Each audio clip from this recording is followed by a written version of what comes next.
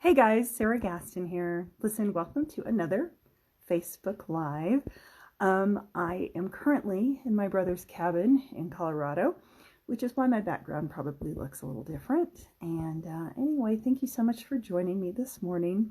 I'm kind of having to hold my phone up. I kind of had to rig it once again. Anyway, I get spoiled with my setup at home. Anyway, pardon me.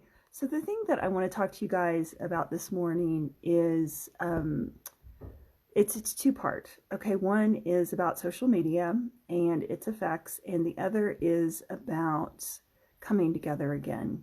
So as we're coming out of this sort of pandemic quarantine that we've all been in, and we're coming back in shared spaces again together, I think everybody is thinking about how we want to do things going forward. Do we want to do things the same, or do we want to rethink how we approach meeting together? And there's an incredible podcast with Brene Brown and Priya Parker that I encourage you to listen to about. Hi Karen, thank you. I'm actually not back, but thank you. Anyway, I offer that to you because, as actors, the past 14 months has really had an effect on us. The way we audition is different. I haven't been in a room with a casting director in 14 months. Everything that I've done is either taped or Zoom, and even the jobs I've done, were over Zoom. And so I just offer that you consider what that you want that to look like for you, and what you would like to do differently for yourself. I know for me, I don't miss driving 3 hours to Austin for a 5-minute commercial audition in which, like, I don't have any lines and I just, and I just sort of, do a little improv or something, and then do the same thing for the callback, so I think, it's been great for that because, we don't have to do that anymore. We don't have to do those crazy drives, we can just send in a tape. On the other hand, I think we all miss personal contact. So anyway, I feel like this is a little bit rambly. It's a little bit early here for me because I still haven't had all my coffee.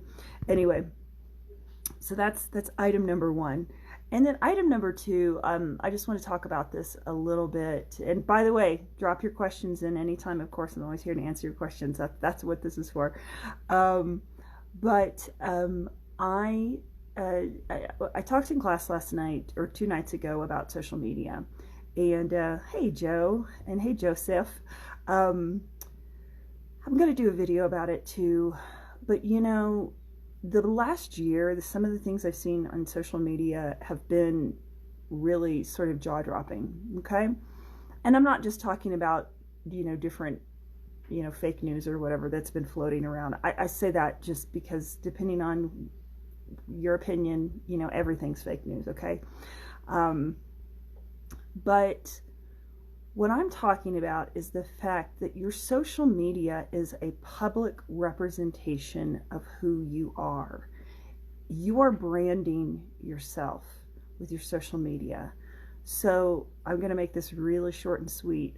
But one of the things that I talk to actors about when I'm talking about the business of the acting, or when we're doing a specialty program like we've done the past 3 weeks in my Tuesday night class, where we talk about branding, you really think about you want to think about what you're putting out there, okay? Because it is branding you in the eyes of the public, in the eyes of how people are viewing you. And I'm not saying don't put your opinion out there. I'm not saying don't put your beliefs out there. Put out there anything that you want, right? That's for you to do. Just know that it has an effect. Because just like McDonald's or Bed Bath & Beyond or Target, you as a public entity, if you're an actor, if you're any kind of celebrity, you have an image to keep intact, okay? And you want to think really carefully about what you want that image to be, and you want to make sure that you're not behaving and putting out into the world things that are contrary to how you want to be perceived, right? And I'm not saying don't be genuine. I'm not saying don't be authentic. Excuse me again. What I am saying is, I think sometimes we use that idea of, oh, I'm going to be authentic, to just behave poorly, okay? And to just sort of fling mud in any direction we want to, because we think, well, I'm just telling the truth, and that's I have a right to tell the truth, or it's my job to tell the truth, or whatever, right? Okay, great. You can do that. Again, there's a perception that now goes along with it. I've really stopped taking Facebook friend requests unless I know somebody really well, like we've worked together, because what I would have happen is I'd have somebody want to friend me because we had several people in common, and they would never, ever, ever comment on anything that I, posted on Facebook. And then all of a sudden, if I posted something that they didn't like, they would come out and attack me publicly. And so I'd kind of go off to the side and say, hey there, we haven't even met in person, and you friended me, and the only time you reach out to me is to attack me. What gives, And then, generally they back off and go, oh, I'm sorry, da da da da da, but we're not conscious, I think, a lot of times when we just throw something out there on social media, that there's somebody on the other end, and there are people watching. So I just want you to think about that. Joe Grisafi brings up an excellent point. He says, how do we know you're not going to tell the truth when you're on set? That's true, right? So there are times to vent your feelings, and there are times that we have to all realize that we live in a society that requires a certain amount of good behavior in order to function at its best, right? Hey, Kevin